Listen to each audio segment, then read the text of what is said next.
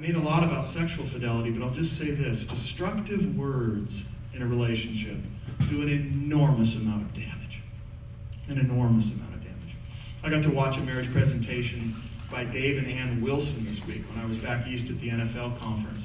And Ann was so transparent, and I wish she were here to do this for you, but she put 2 trees up in front, and she said there were these 2 trees to choose from, and I chose this tree. I chose Dave.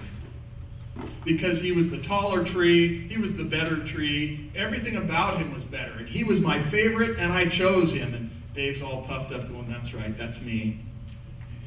Then she says, marriage started, and I started to look at Dave, and I realized there were some brown branches on Dave. So I reached into my purse, and I got some clippers out, and I trimmed a little bit. And then I realized there's a whole section that's sort of lopsided, that Dave just isn't really standing up straight the way he thought he was. So I pulled out these shears, and I just started, and Ann is talking, and as she talks, she's just trimming away, until finally Dave, poor Dave, is just this little stub in the pot. And then, says Ann, I started looking at the other tree. And she just said, you know what? When I met Dave, I was his cheerleader. And the reason he married me is because he thought to himself, out of all the women in the world, she chose me. Out of all the men in the world, she chose me. And then once marriage started, clip, clip, snip, snip, clip, clip, snip, snip. Until finally Dave was saying, you're no longer my cheerleader. Now Dave, by the way, had been a big-time football player. And he was used to the cheers of the crowd.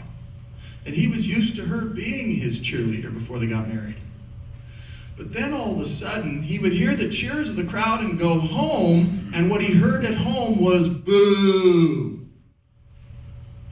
And all of a sudden, he started to spend more time in the garage. Now, they could tell that story better than me.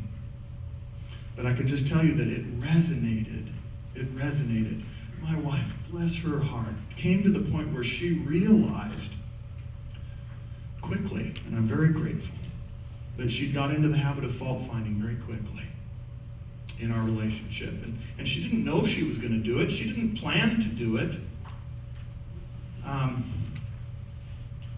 And for me, it was the most surprising thing in our young marriage, because I thought she was for me. There was a point where I wondered if she liked me. I began to think, maybe she thinks she married the wrong man.